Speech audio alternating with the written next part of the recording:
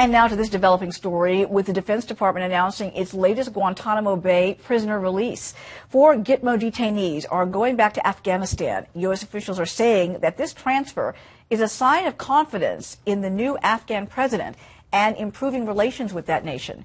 The move is the latest in a series of transfers as President Obama works towards closing that detention center in Cuba.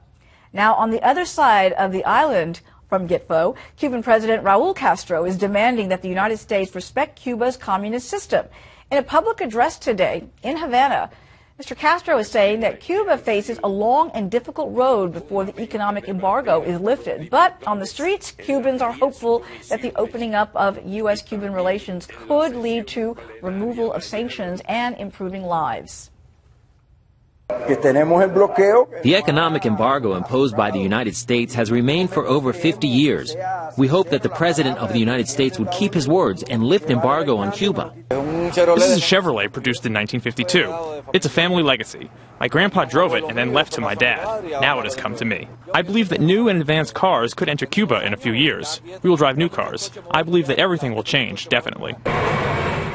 And in his speech this week, the president says the U.S. will plan to reopen an embassy in Havana, but adds he doesn't expect to visit Cuba anytime soon. On Capitol Hill, lots of emotion on both sides of the political aisle over the president's stunning news. I fear that today's actions will put at risk the thousands of Americans that work overseas to support civil society, to advocate for access to information, to promote humanitarian services and promote democratic reforms.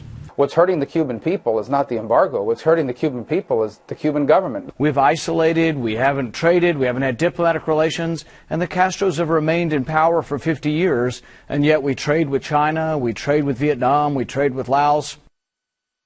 Well, as you just heard there, you saw Democratic Senator and Foreign Relations Chair Robert Menendez opposing the policy shift. And there's a rift between high-profile GOP senators Marco Rubio and Rand Paul, with one of the few Republicans backing the president's move. Joining us now with more on the fallout, Florida Congressman and a Cuban-American himself, Mario Diaz-Balart. Welcome, sir. Great to have you here on the program. Thank you. Good to see you. Your ties to the Cuban community, of course, run very deep. And you've gone on record calling the president, quote, an appeaser-in-chief, and that the Obama White House is allowing the Castro regime to blackmail the U.S. How so? Well, because what President Obama did once again is, and by the way, something that he said he would not do, is he has given 3 high-value spies, one who has been in prison for life for murdering Americans, those 3 spies, by the way, also trying to penetrate our military facilities. He's giving them back to the Castro regime in exchange for an American who was taken hostage by Castro precisely to try to get the spies, precisely to blackmail the American president, our president, to once again give this terrorist regime what it wants. President Obama has given the Castro regime exactly what it has wanted and gotten very little, if anything, in return for it. Did you have any idea prior to this big announcement that a deal with Cuba was in the works to secure a deal to release the American hostage in exchange for those 3 Cubans? Uma, they have been telling us privately, as they had been saying publicly, that they would not do an exchange, that Alan Gross had to be released, that it was an issue of principle, and also you don't want to put Americans at risk around the world by, again, negotiating with terrorists and then negotiating hostage exchanges for, again, very dangerous folks who are in our prisons. So they've been saying they weren't going to do that. Now, by the way, did we suspect that they were going to do that? Well, you know, one thing that we know is that with this administration, probably the most transparent and the most honest of them all is Mr. Gruber. So we knew that despite their assurances that President Obama was probably going to do everything he could to bail out Castro, to appease the Castro regime, just like he's doing with Iran and other rogue regimes. So are you concerned that this is a sign that the U.S. is ready to go ahead and make unilateral concessions? A couple things, Uma. Number one is that despite what the president has said, the embargo remains in place. It would require an act of Congress to get rid of the economic sanctions. So there's a little bit more splash than cash in this announcement. But what the president has done is, in essence, legitimized a terrorist thug. Just months after they have spent, they sent the largest cache of weapons to North Korea ever stopped in violation of UN sanctions. We've been hearing a lot about North Korea. Well, who's been arming North Korea? Not 10 years ago. Right now, it's the Castro regime, the same regime that is holding American terrorists, that are harboring American terrorists, hop killers. President Obama doesn't seem too concerned about bringing justice to those terrorists that Castro is taking care of, is feeding, is holding them, is making sure that they live the high life. He's just willing to give more concessions. The embargo remains, and it will remain. What the president has done is everything he can to legitimize a terrorist state. And when Rand Paul, Senator Paul, says, well, we do business with China. Yes, but we do not do business with other terrorist states and organizations like Iran. That's what we're dealing with. I was frankly surprised that Senator Paul is so clueless as to the situation that we're dealing with Cuba. It is a state sponsor of terrorism. But trust me, that's another concession that Obama will give to the Castro regime. You watch. Shortly, they're going to take that off the state list of states that sponsor terrorism, just as another gift, another concession to the Castro regime.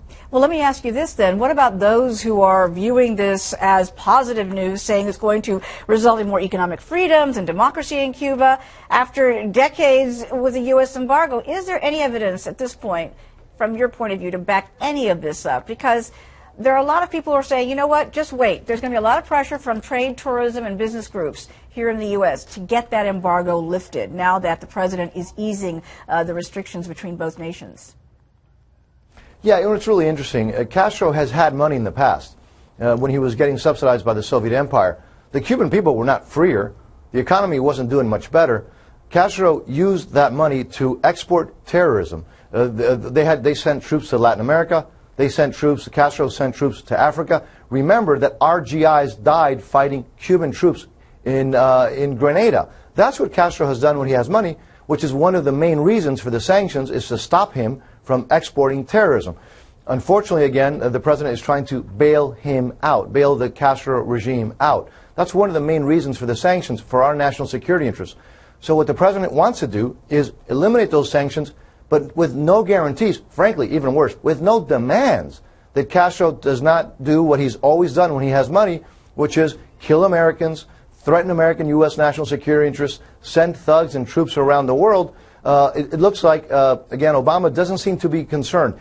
If President Obama was as tough on our enemies like Iran and Cuba as he is on Israel, the world would be much better. It's about time that he realizes that Israel is our friend and our allies, and yet Iran and Cuba, state sponsors of terrorism that harbor terrorists, that murder Americans. Cuba even shot down 2 American airplanes in international airspace. And what does President Obama do? Give them rewards.